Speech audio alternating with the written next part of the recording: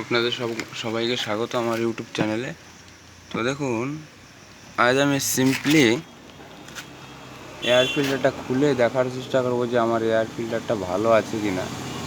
কারণ সাধারণত নতুন বাইক বা পুরোনো বাইক ক্ষেত্রে দুবার ইঞ্জিন অয়েল মানে মোবিলটা চেঞ্জ করে আমাদের ফিল্টারটা পাল্টাতে হয়। তো আমাদের তো দুবার হয়ে গিয়েছে, আমি এখন আর একবার ইঞ্জিন অয়েলটা পাল্টাবো, তার আগে একবার দেখে নেব।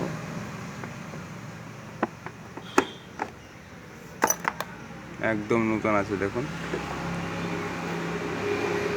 একদম পরিষ্কার, কোনো অসুবিধে নেই। দেখুন, ভিডিওটা করার মূল উদ্দেশ্য হচ্ছে যে অনেকেই জানে না যে এয়ার ফিল্টার সাধারণত কখন পাল্টাতে হয়। তো আমি আপনাদের বলে দেবো যে এয়ার ফিল্টার আপনার বাইক যদি আপনি 2000 কিলোমিটার চালিয়ে একবার যদি ইঞ্জিন অয়েলটা চেঞ্জ করেন মোবিলটা, তাহলে আমি রিকমেন্ড করব আপনি 4000 কিলোমিটার চালিয়ে গাড়ির এই এয়ার ফিল্টারটা চেঞ্জ করে নেবেন। এতে আপনার গাড়িটা সবসময় ভালো থাকবে। আর যদি আপনি 1500 কিলোমিটার চালিয়ে ইঞ্জিন অয়েলটা চেঞ্জ করেন, তাহলে আপনাকে বলবো আপনি 3বার ইঞ্জিন অয়েলটা চেঞ্জ করে এয়ার ফিল্টারটা পাল্টাতে পারেন। এতে কিন্তু কোনো অসুবিধাই হয় না। আবার অনেকের ডাউট থাকে, এই দেখুন, যে হয় বুঝি এই যে দুটো ফুটো থাকে অনেক গাড়িতে, যেহেতু এটা হচ্ছে হিরো এইচএফ ডুলেক্স গাড়ি 100cc।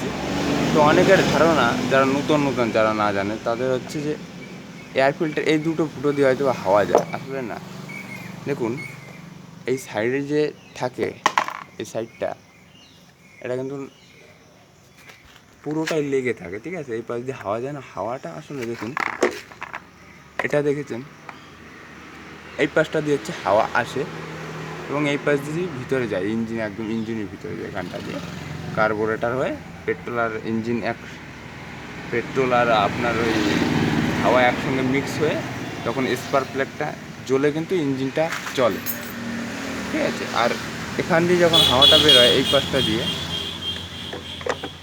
তখন দেখুন এই পাশ দিয়ে এসে এই পাশে ফিল্টার হয়ে তারপরে কিন্তু হাওয়াটা ভিতরে যায়। আশা করি বুঝতে পেরেছেন।